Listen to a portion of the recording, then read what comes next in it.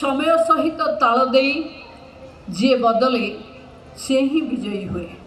सुभद्रा शक्तिर मेला मु भावुचे समस्त हिताधिकारी आज जदि महिला माने लक्षपति दीदी हो पारिचंती अधिकांश महिला माने आलाइड एग्रीकल्चर कारण ही हो पारिचंती। ये मेला एक क्षुद्र अर्थनैतिक बजार जो ग्रामांचल उद्योगी मानू एक निर्भरयोग्य रोजगार प्रदान करने सहित शिल्पी और कारीगर मानक मध्यरे परस्पर संपर्क को भी मजबूत कर आंचलिक उत्पादन गुड़िकर प्रचार प्रसार करी यही मेला माननीय प्रधानमंत्री श्री मोदी जी